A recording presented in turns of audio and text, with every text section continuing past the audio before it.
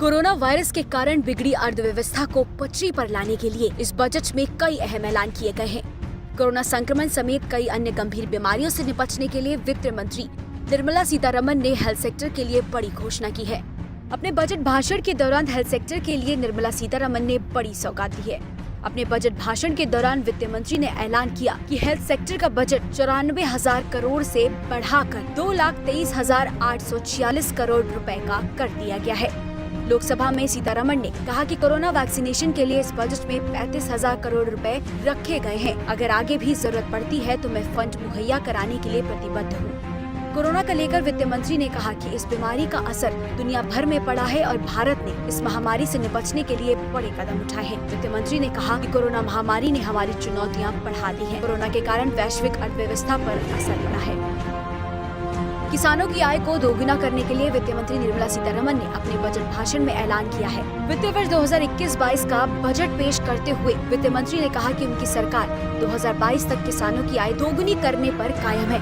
Budget भाषण के दौरान वित्त मंत्री निर्मला सीतारमण ने कहा, पीएम ने 80 मिलियन परिवार को कई महीनों तक मुफ्त गैस मुहैया कराया।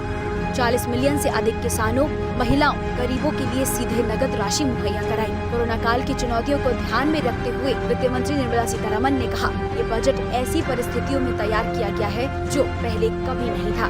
2020 में हमने कोविड-19 के साथ क्या क्या सहन किया उसका कोई उदाहरण नहीं।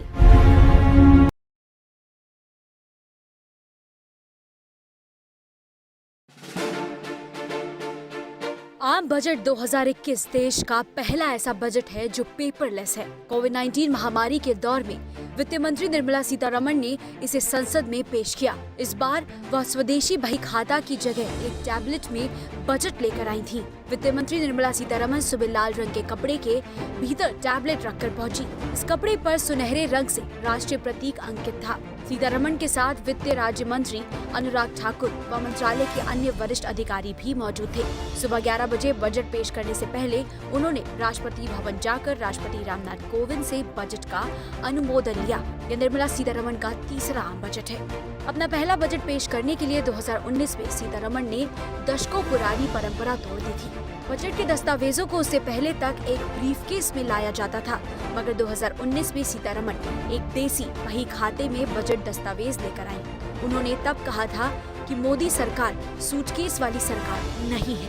निर्मला सीतारमण ने 2020 बजट के दस्तावेज भी वही खाते में रखे। पहले बजट शाम 5 बजे पेश होता था। अटल बिहारी वाजपेयी सरकार में तत्कालीन वित्त मंत्री यशवंत सिन्हा ने इस परंपरा को तोड़ा।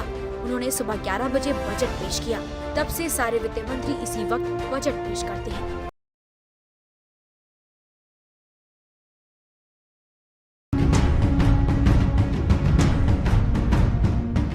कोरोना वायरस के कारण बिगड़ी अर्थव्यवस्था को पटरी पर लाने के लिए इस बजट में कई अहम ऐलान किए गए हैं।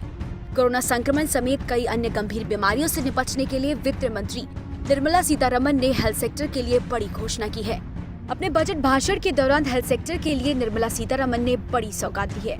अपने बजट भाषण के दौरान वित्त मंत्री ने ऐलान किया कि हेल्थ सेक्टर का बजट 94,000 करोड़ से बढ़ाकर 2,23,846 करोड़ रुपए का कर दिया गया है। लोकसभा में सीतारमण ने कहा कि कोरोना वैक्सीनेशन के लिए इस बजट में 35,000 करोड़ रुपए रखे गए हैं। अगर आगे भी जरूरत पड़ती है तो मैं फंड मुहैया कराने के लिए प्रतिबद्ध हूँ। कोरोना को लेकर वित्त मंत्री ने कहा कि इस बीमारी का असर दुनिया भर में पड़ा है और भारत ने इस महामारी से निपटने के लिए बड़े कदम उठाए हैं। वित्त मंत्री ने कहा कि कोरोना महामारी ने हमारी चुनौतियां बढ़ा दी हैं। कोरोना के कारण वैश्विक अर्थव्यवस्था पर असर पड़ा है। किसानों की आय को दोगुना करने के लिए वित्त मंत्री निर्मला सीतारमण ने अपने बजट भाषण में ऐलान किया है। वित्त वर्ष 2021-22 का बजट पेश करते हुए वित्त मंत्री ने कहा कि उनकी सरकार 2022 तक किसानों की आय दोगुनी करने पर कायम है। बजट भाषण के दौरान वित्त मंत्री निर्मला सीतारमण ने कहा, पीएम ने 80 मिलियन परिवार को कई महीनों तक मुफ्त गैस मुहैया कराया। 40 मिलियन से अधिक किसानों, महिलाओं, गरीबों के लिए सीधे नगद राशि मुहैया कराई। कोरोना काल की चुनौतियों को ध्यान में रखते हुए वित्त मंत्री निर्मला सीतारमण ने कहा, ये बजट ऐसी परिस्थितियों में तैयार किया गया है जो पहले कभी नहीं था। 2020 में हमने कोविड-19 के साथ क्या क्या सहन किया उसका कोई उदाहरण नहीं।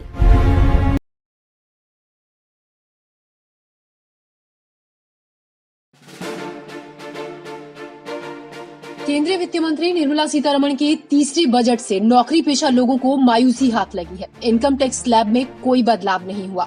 लोग कोरोना संकट की वजह से आयकर में छूट की उम्मीद लगाए बैठे थे। वित्त मंत्री ने सिर्फ 75 से ज्यादा उम्र के सीनियर सिटीजन्स को ही राहत दी और कहा कि उन्हें इनकम टैक्स देने से मुक्त कर दिया गया है। वित्त मंत्री ने बजट भाषण में घोषणा की कि सरकार 75 साल से अधिक उम्र के बुजुर्गों पर पड़ने वाले दबाव को कम कर रही है।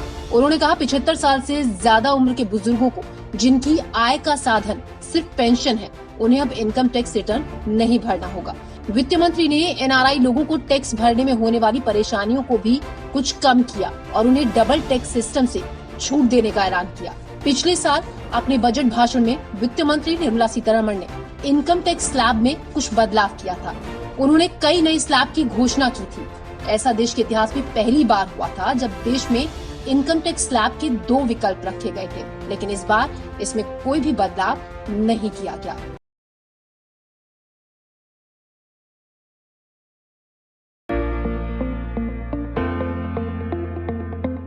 गुरुद्वारा बंगला साहिब में मत्था टेकने जाने वाले श्रद्धालुओं को अब मशीनों से तैयार लंगर खाने को मिलेगा। इसके लिए दिल्ली सिख गुरुद्वारा प्रबंधन ने लंगर की किचन को पूरी तरह से ऑटोमेटिक कर दिया है, जिसके बाद लंगर के लिए 1 घंटे में 8000 रोटियां तैयार हो सकेंगी। TSGMC ने रविवार से गुरुद्वारे की नई मशीनों का शुभारंभ किया। गुरुद्वारा बंगला साहिब के लंगर हॉल में स्थापित किया गया ऑटोमेटिक किचन देश का पहला बड़ा ऑटोमेटिक किचन है।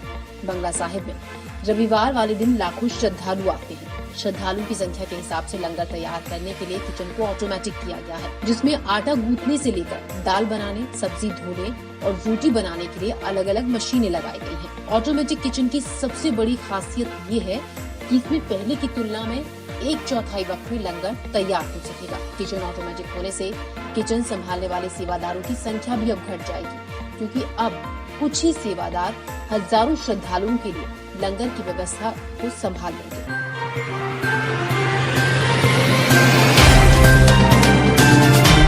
Subscribe now and press the bell icon. Never miss an update.